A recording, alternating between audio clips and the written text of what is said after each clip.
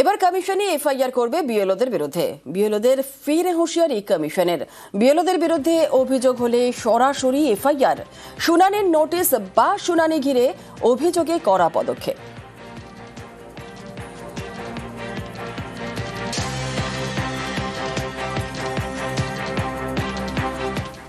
এসআইয়ের হয়রানি নিয়ে ফের কমিশনে তৃণমূল সিইওকে স্মারকলিপি। এসআইয়ের হিয়ারিংয়ে নামে আতঙ্ক ছড়ানোর অভিযোগ।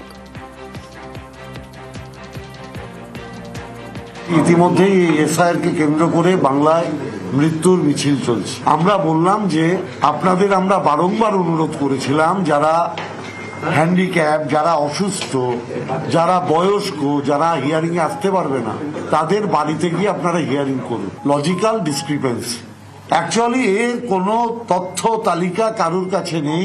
একটা বিধানসভায় প্রায় 40 থেকে 50 হাজার লোককে হিয়ারিং এ ডাকতে হবে। আপনি বলুন তো, 1 ফেব্রুয়ারির মধ্যে শেষ করা সম্ভব?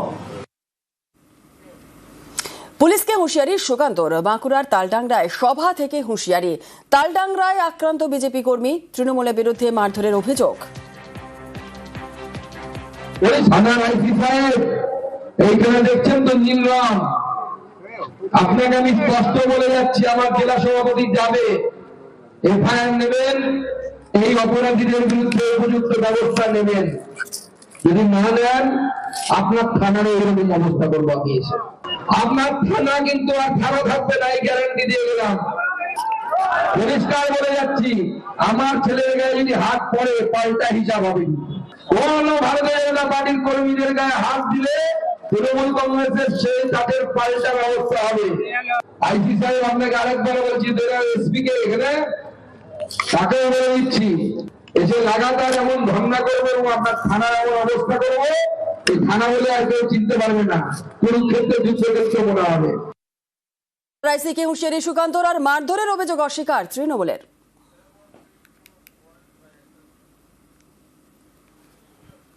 ভোটের আগে বঙ্গ বিজেপির নতুন রাজ্য কমিটি। নতুন কমিটিতে পুরনোদের গুরুত্ব।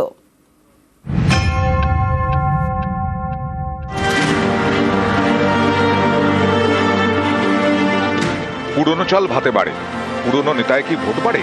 ভোটের আগে বিজেপির নতুন রাজ্য কমিটি ঘোষণা। নতুন কমিটিতে পুরনোদের গুরুত্ব। বিজেপি রাজ্য কমিটিতে মোট 35 জন, এর মধ্যে অনেকেই পুরনো। বেশ কয়েক বছর ধরে সেভাবে দেখাই যায়নি, তাদের এবার দায়িত্ব দেওয়া হয়েছে। যেমন তনুজা চক্রবর্তী 2018 থেকে 21 পর্যন্ত ছিলেন মহিলা মোর্চার সভাপতি। নতুন রাজ্য কমিটিতে তিনি সহ সভাপতির দায়িত্বে।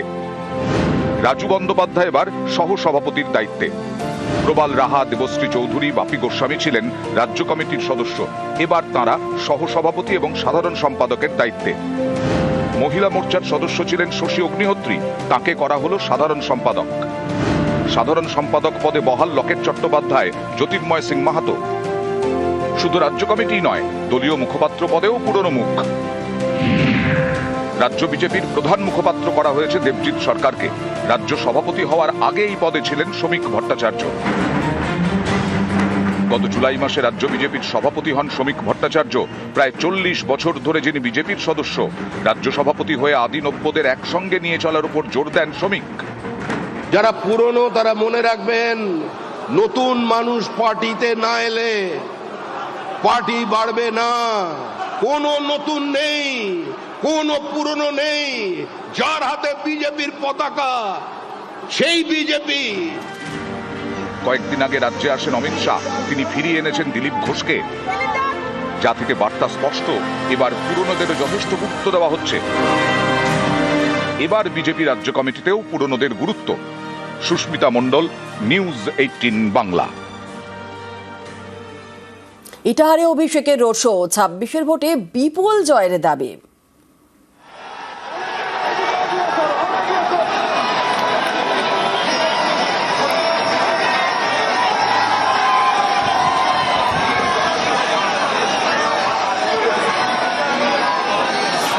ইটাহারে অভিষেকের রোড শো। 26-এর ভোটে বিপুল জয়ের দাবি অভিষেক বন্দ্যোপাধ্যায়। 24-এর লোকসভা নির্বাচনেও তৃণমূল কংগ্রেসের পঞ্চায়েত নির্বাচনে দলের কর্মী যে সমর্থকদের ঐতিহাসিক বিষয়কে ফল সামনে রেখে তৃণমূল কংগ্রেস করেছিল আপনারা সবাই তা দেখেছেন।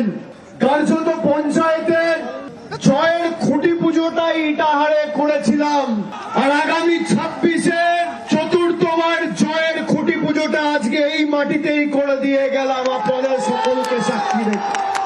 যে কৃতজ্ঞতার ঋণে আপনারা আমাকে আজকে আবদ্ধ করেছেন, আমি আপনাদের কাছে চির ঋণী। যে উৎসাহ উদ্দীপনা আমি লক্ষ্য করেছি, আমি ধন্যবাদ জানিয়ে আপনাদের ছোট করব না। আপনারা সবাই আমার পরিবারের মানুষ।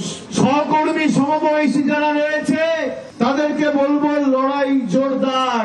তৃণমূল কংগ্রেসের ক্ষমতা কি, ইটাহার তো ট্রেলারটা দেখালো, আগামী দিন পুরো সিনেমাটা দেখাতে হবে। নন্দীগ্রামে শহীদ স্মরণ দিবসে শুভেন্দু, মঞ্চ থেকে মমতা বন্দ্যোপাধ্যায়কে নিশানা, আর শুভেন্দুকে পাল্টা কটাক্ষ কুণালের। এই আন্দোলনে সবচেয়ে বড় বেনিফিশিয়ারি নাম হলো এই রাজ্যের মুখ্যমন্ত্রী মমতা বন্দ্যোপাধ্যায়। সবচেয়ে বড় বেনিফিশিয়ারি আমি নই। আরে আপনি যদি নিজের দমে মুখ্যমন্ত্রী হতেন, আপনার জনপ্রিয়তায় হতেন, তাহলে 2001 সালে আপনি মুখ্যমন্ত্রী হতেন। আর নন্দীগ্রামের জন্য আপনি মুখ্যমন্ত্রী হয়েছেন, তাই আপনাকে 13 বছর অপেক্ষা করতে হয়েছে, 98 সাল থেকে 2011 সাল। আপনি 1,08,000 ভোট পেয়েছেন, একদিনও নন্দীগ্রামে আসেননি গত 5 বছরে। নন্দীগ্রামের মানুষের খোঁজ নেননি। প্রকৃত পরিবর্তন এলে এই পরিবারগুলি সামগ্রিকভাবে এলাকার মানুষ শান্তি পাবে।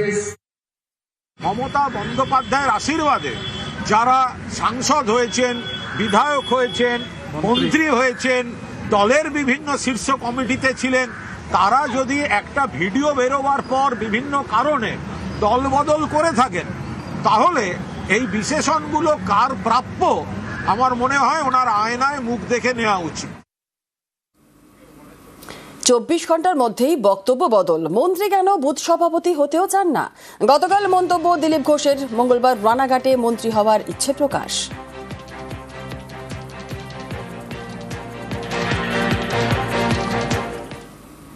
অনেকে বুঝতে পারেনি দিলীপ ঘোষ কি চায়, এখন দিলীপ ঘোষকে বুঝতে সময় লাগবে। আমি বলেছি আমরা পরিবর্তন করছি, আমরা এখানে সরকার গঠন করব, মন্ত্রী মুখ্যমন্ত্রীও হবে এবং মানুষের জীবনের পরিবর্তন করব। দিলীপ ঘোষ মন্ত্রী হতে কেন, বুথ সভাপতি হতেও আসেনি, পরিবর্তন করতে এসছে। পরিবর্তন তো এমনিতেই হবে, কিন্তু আমরা একটু তাড়াতাড়ি চাইছি। আপনারা অনেকে বলতে পারেন, হ্যাঁ আপনাদের বোধহয় আর বাইরে থাকতে ভালো লাগছে না, মন্ত্রী হতে চাইছেন। নিশ্চয়ই মন্ত্রী হব, মন্ত্রী তো হতেই হবে, নাহলে আপনাদেরকে সুবিধা দেবো কি করে? গরিব মানুষের জীবনের পরিবর্তন কি করে করবো? অমর্ত্য সেনকে হিয়ারিং নোটিস, নোবেল জয়ীর বাড়িতে কমিশনের টিম। এসআইআর খসড়ায় মায়ের সঙ্গে বয়সের ফারাক কম, এসআই হিয়ারিং এ ডাক নোবেল জয়ীকে। শান্তিনিকেতনের বাড়িতে হিয়ারিং এর নোটিস।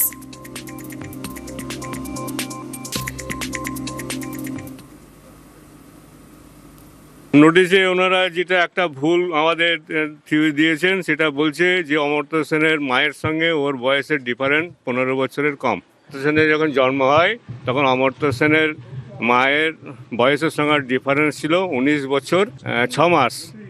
কত বড় অমানবিক ব্যাপার যে তার বয়সটাকে তাদের লিখতে ভুল, হ্যাঁ, সেটাকে একটা অমর্ত্য সেনের মতো লোক, সারা বিশ্ববন্দিত মানুষ, তাকে একটা নোটিশ পাঠিয়ে দিল।